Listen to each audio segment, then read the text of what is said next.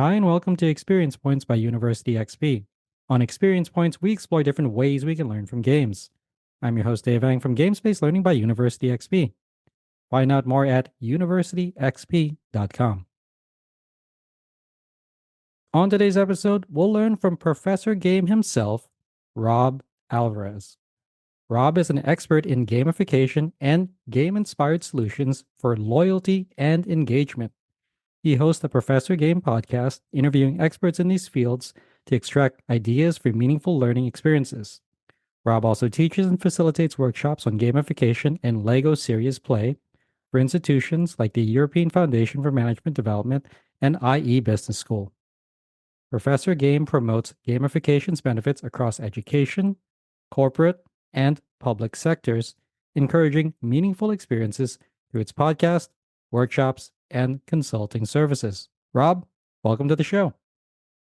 Excited to be here, Dave. You've been on Professor Game podcast as well, I think at least a couple of times. So excited to be on your show as well. I know we've known each other for a while, been, doing stuff together as well. So Right. super excited to be here and get to meet your audience as well.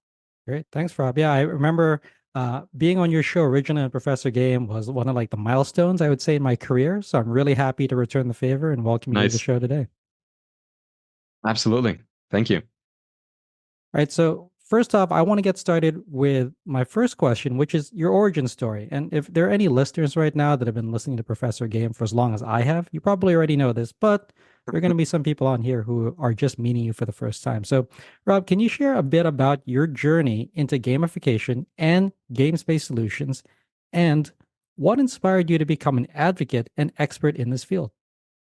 So it depends on how far back you want to go. But to give you a gist of, so the sort of ancient history, I mean, for me, the whole thing based in games, of course, started when I started playing games. I had early experiences with video games in particular, Mhm. and I do remember having the Nintendo magazine back in the day. I think it's still around, Mhm. and thinking that was my dream job. Right? You play games most of the day, and then you get to talk about them or write about them in that case. And I said, well, this is the thing I want to do when I grow up. Mhm. And of course, we do get to grow up, study careers. I did computer engineering. I did my MBA, all sorts of things. But when I moved to Madrid, after again, I kind of left the whole, playing games and that kind of stuff a little bit in the past after I got into university and got Mhm. busy and adulted, so to speak. Mhm. And I got here and I started working in something that, at least at that point, was definitely a dream job for me. I always liked the whole education side. When I was in the university, I did a little bit of sort of helping out teachers doing stuff and professors. Mhm. And I started working at a university, so completely associated to the teaching part. And our department was not admin or anything like that. We were creating engaging and interactive learning online materials. They had been working on the online space at IE Business School and University for, at that point, something like 15, 12 years. Mhm. And they had started creating these, saying like, look, we create all these things for online learning. How about we take advantage of this medium of online? So they started creating these materials, and that's when it like really really started for me. Mhm. We were creating these interactive learning materials, and in many ways they were using, simulations, games-based learning, game mechanics, gamification in different ways, not explicitly, maybe, I'm not sure if intentionally or not. And when I saw this, I started looking at my past as well and the things that got me excited. I realized that they were doing some of these things, and I started researching and looking into that and sort of intentionally creating the materials I worked on using all of these principles. And that's again Mhm. when it's kicked off for me. I started going to conferences to talk about the great things that this department was doing, my projects in particular, but others as well. Mhm. So I started becoming a little bit of a voice in the space, and again, it was a good platform. They've been doing online learning for a while, Mhm. had a pretty good name, and I thought like, well, what else can I do? Like, how can I continue spreading the word? Eventually, I also started distributing these materials to other universities. And Mhm. that's great, but it's a private university they're selling. So there's only so many Mhm. other schools and universities that can do it. And I remembered that I had a stint in radio shows back in the day, Mhm. many, many years ago, which was, one of the things that was not successful about it was precisely the medium, the radio itself. It was AM as well instead of FM, which was a lot less popular Yeah. at that point. And had been listening to podcasts for a while and said, well, why not create a podcast? And there was a lot of questioning around like, how long are you going to be able to do this? Mhm, There's not so many people doing this stuff, right? mhm. And I can attest 300 and many episodes later at this point that there are plenty of experts. There's a lot of Oh yeah. people doing great things in gamification, and that's that basically after that it just sort of exploded for me. I started doing small consulting, started doing workshops, started doing Mhm, teaching. mhm, Eventually, as we were discussing pre-interview, I basically have dedicated my entire day and my life professionally to Professor Game and doing consulting, doing teaching, doing mhm. workshops. This is sort of the story of my life at this point for gamification, game-based learning. Wow. Thanks, Rob. I know that I knew some of that story beforehand because obviously, we talked to each other before, but I kind of want to know because I had a similar trajectory. Were you surprised like later in life that you're like, oh, wait a second, like I've been playing games, but I could probably make this part of my, personal professional career. Did it surprise you when like games kind of circled back in your career? Absolutely surprised me. Again, like my dream of working at the Nintendo magazine kind of died. Yeah. Um, I mean, I always loved playing, and don't get me wrong. I especially like the experience of, when we had the Nintendo, Super Nintendo, playing with mhm. two people, and there was two or three other friends around, and everybody screaming at the screen. And then Nintendo 64 came up, and we could play at four people at a time. Uh-huh. Social experience was something I loved. Mhm. But don't get me wrong, I was not good. Had esports been a thing back then, I would have Yeah. never had a single chance at that beyond, I don't know, my own school or something, Right. if I had any chance even there. I just enjoyed the whole thing. Mhm. And again, writing about these games could have been something that would have been interesting for me. But then it's like, well, yeah, there's a few lucky people who get to do that stuff. Mhm. Some people get to be game designers, and that kind of dropped off my mind for a long while. But finding this was like, oh my goodness, I'm actually loving what I'm doing, and it Mhm. has to do with this. So I can actually actively do research by playing more games. Right. So it was a complete game changer, pun intended for me. Right. Well, I know, Rob, one of the things I really envy about you is that you have so much time to dedicate to consulting and facilitating workshops. It's really enviable that you can share all of this with a lot of other people and just like the community as a whole. So I wanted to spend question number two talking about some of your key principles. Specifically, in your experience, what are some key principles or strategies that you believe are essential for creating engaging and meaningful learning experiences using gamification? The first one is a bit I don't want to say disappointing, but beyond unexpected and something people sometimes don't want to hear. And it's that yes, there are ways of scaling some of these things, but when you use these principles and when you're thinking about the experiences, especially learning experiences, you are designing for someone. You're not designing for everyone. That's a key mistake that we tend to make. Mhm, So don't try to go for the masses. Like that's if especially at the start, maybe eventually it becomes something that everybody, or you can expand a lot on. But initially you want to think about, your classroom. You want to mhm, think about those 30, 40, 20, 50, 60, 100. I don't know how many people you can have in your classroom, but those people, mhm, just them. Forget about, oh yes, and then this can also make sense if I use it here and there. And I'm a professor of marketing, but this thing I'm creating can be used by professors in finance and I don't know, strategy as well. Maybe, and mhm, that could be exciting. It could be nice, but forget about that for a second. mhm, Right now, focus on making it, as you were saying, meaningful. mhm, Make it meaningful for those people you are creating it for, not for everybody. And maybe you will take it from there. You can't imagine how many times, and again, from the experience I mentioned, at the university when I was creating materials for it sort of internally and working with those professors and some of them who had already done things with the department, how hard it is sometimes to get them to focus and say, oh yeah, but I was thinking that this case that we're going to make, sort of experiential and online, it's great because it can also be used. And it's like, yeah, pause for a second. I mhm, know that, your case is fantastic and I'm sure it is. For a second, mhm, how about we forget about everything else and make sure that every single point you need to hit on your session number 5, where you discuss these 5 things, mhm, is hit on the learning material? How about we just focus on that? And then if other things come up, fantastic. And if not, just as good because we're not creating it for everybody. We're creating it again for session 5 where you're discussing these, I don't know, key marketing principles or whatever, which was one of the things that we were most focused on sort of in the business stuff. And that's super hard to swallow sometimes. And it's super hard to convince people. Like I now working with clients, it's like, oh, we want to do all these things, or what do you want to do? Oh, we want to make things fun. It's like, well, yeah, but let's narrow that down to what you Hmm. really want to achieve, right? Oh, you want to make sure people learn and they have fun. Well, you can do both things. You could get them to read a book and then play on your PlayStation or whatever Hmm. console or PC or whatever you want to do, or Hmm. board games, right? Um, how do we integrate these things together is usually by getting to understand deeply what it is that you want to achieve and narrowing it down. I listened to an entrepreneurship podcast I've been listening to quite a while, Hmm. and he uses the acronym for FOCUS. He talks about follow one course until success. Hmm. In this case, you can kind of do the same thing. It's just one course. It's this thing that you're doing. Hmm. Then once you achieve success with that, maybe you expand that material or you create another material that can cover other points. But when you try to, boil the ocean, you just, don't even warm it up a little bit unless you do. Hmm.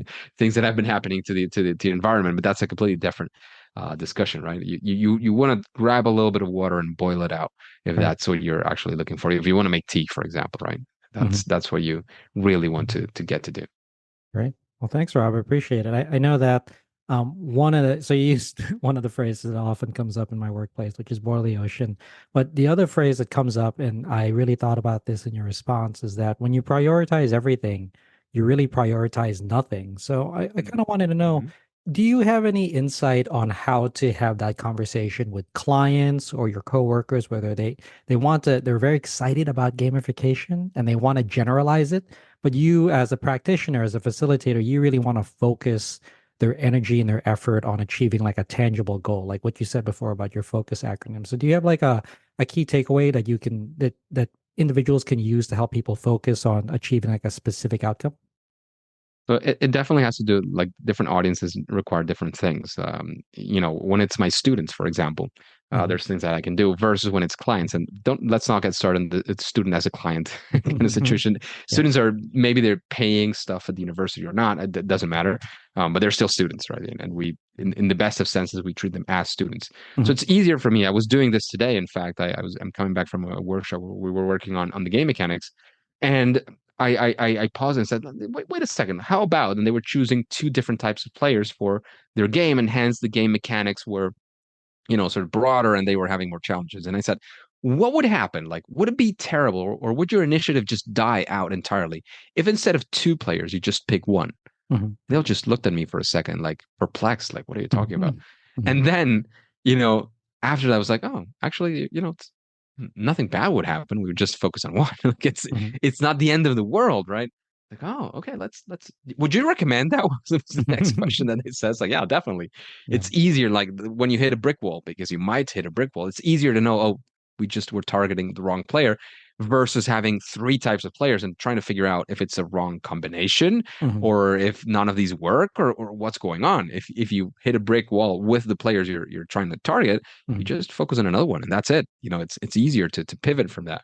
Right. Um, Whereas when it is about the client, and it's not just about them paying, but about them owning what is happening. It's slightly different. There's definitely a lot more of left hand that you might want to be using. I start by I always start like asking broad questions and I get broad answers, right? And they're like, Hmm. oh, I want to do this, and then we want to do this as well, and this other thing, and then with these people and these other people as well. But it's a platform, but it's also this other thing, and I get this like a huge, humongous answer, right? It's like, oh, that sounds great. Hmm. What I try to do is use my own experience and common sense and basic knowledge of these, which I'm usually having a very basic knowledge of the subjects themselves to get a little bit more of the understanding and say, well, yeah, what I'm hearing from you, and again, trying to grab from the common things that the threads that they have, is this seems to be what you're focusing on. Is that Hmm. like, I make a hypothesis, and of course, I always say, like, I could be entirely wrong. Please correct me.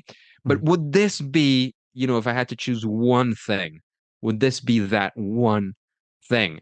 And Hmm. again, they can say yes, they can say no, but it doesn't matter if it's a yes or a no. It Hmm. helps focus the conversation a lot more but it's something to be sort of careful around because you don't want to tell them that they're doing the wrong thing. Hmm. You don't want anybody to feel stupid. I Hmm. like Yeah. the way Yukai always puts, people don't want to feel stupid with gamification, and clients don't want to feel stupid in front of you Hmm. in any way. So, it's a balance of, showing your expertise without, showing off, so to speak. So, Right. that would be sort of my I don't want to say ninja move, but it's what I try to do, Yep. to make sure that I help them focus, because in the end, again, I could definitely just take that for, oh yeah, they give me a super broad answer and we take that, but then when you start prioritizing, when you start deciding, oh, do we take this path or this other path, Hmm. you always have to refer back to that objective. And if it's too broad, it might not help you in the decision, and you might make the wrong decision, which Hmm. again can happen. It's okay, but it makes you waste time that you could have saved, at least with these hypotheses initially being clearer, because again, you'll make mistakes, but if you can justify your mistakes, it's easier to understand you and your client what's going on. So I would rather always help. It's a way of trying to narrow down what they're saying, and they Hmm. can definitely say no, and we start all over, or Hmm. they give us, oh, from those things that you said, it's actually more on this side, and grab onto that, and start digging deeper, right?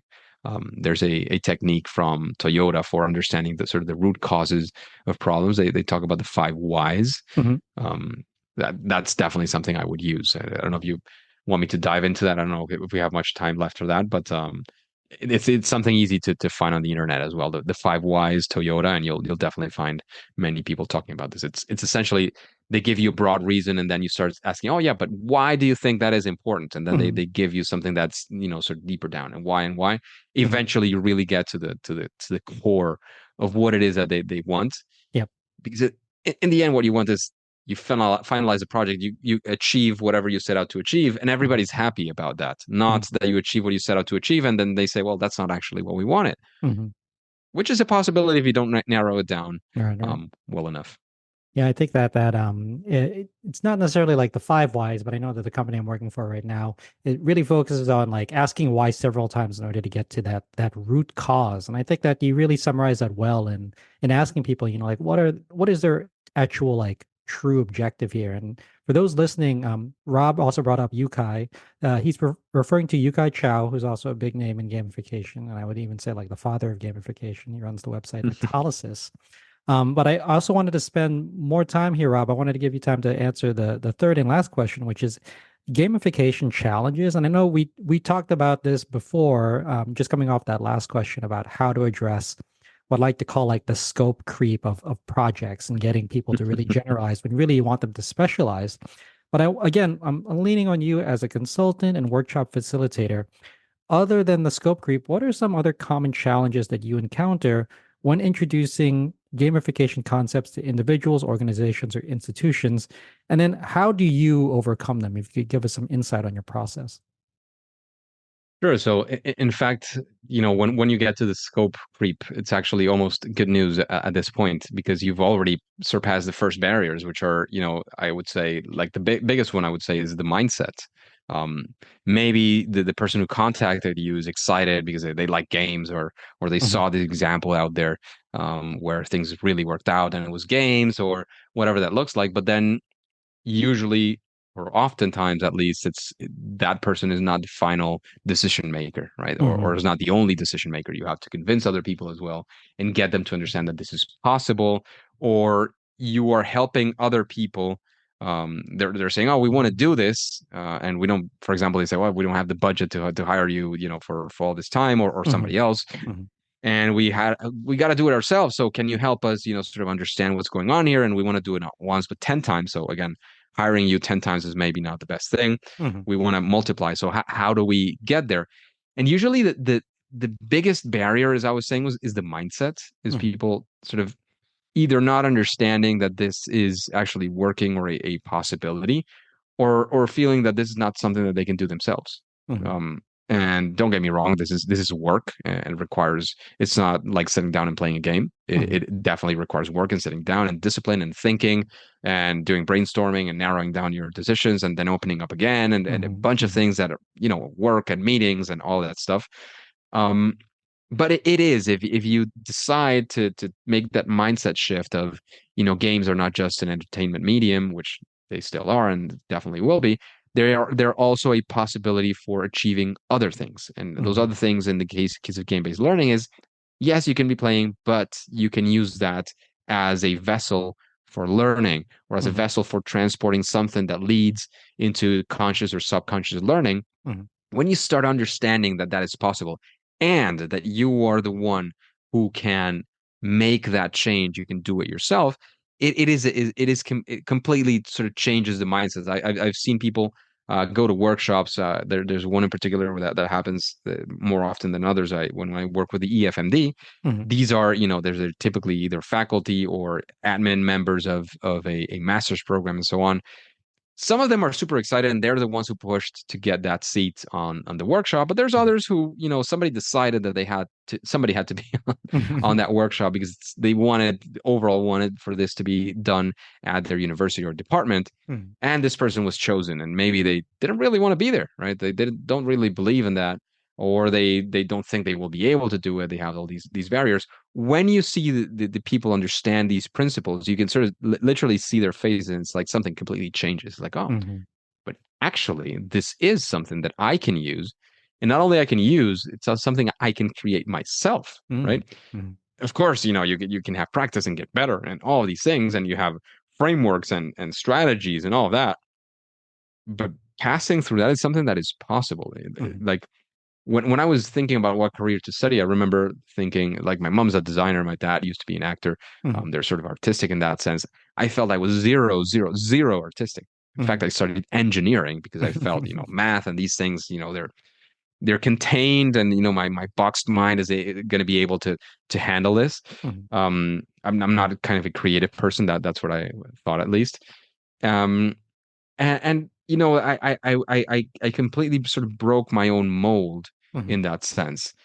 And it's not easy. Like, I understand it's not easy, that before that opens up, you really feel like you're not going to be able to do these things. But through a couple of exercises and doing this and that, people open up, and if they open up to the experience, at least initially, it's like, Mhm. well, I don't know if I'm what I'm going to get from this, but let me try. Mhm.